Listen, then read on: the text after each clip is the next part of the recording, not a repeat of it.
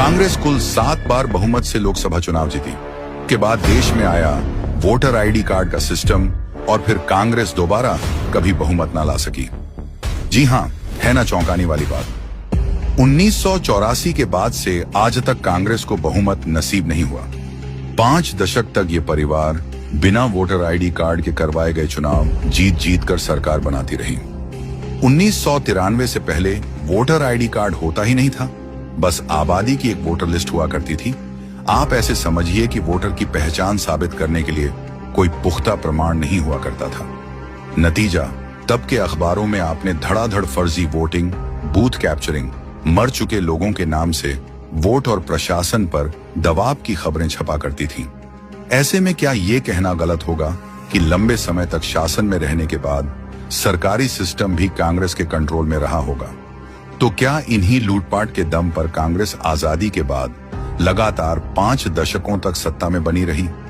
हमने खबरों में सुना पड़ा है कि गांव कस्बों में कांग्रेस समर्थित गुंडे स्थानीय दबंग बूथ पर कब्जा कर लेते।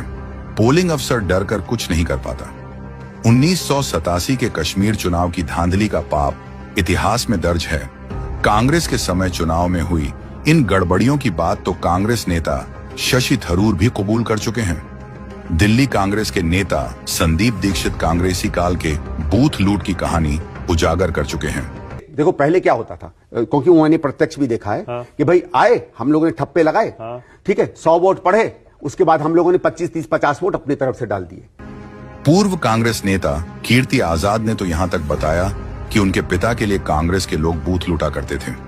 कांग्रेस के समय चुनाव में धांधली का आलम यह था कि 1952 में जब मौलाना आजाद रामपुर से चुनाव हार गए तो नेहरू ने उत्तर प्रदेश के मुख्यमंत्री को धमकी देते हुए कहा कि अगर मौलाना नहीं जीतेंगे तो तुम मुख्यमंत्री नहीं रहोगे।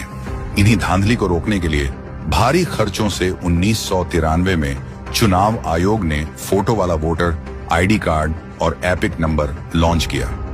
हैरानी की बात है कि जब से चुनावी प्रक्रिया सही हुई है तब से कांग्रेस को एक बार भी बहुमत नसीब नहीं हुई है।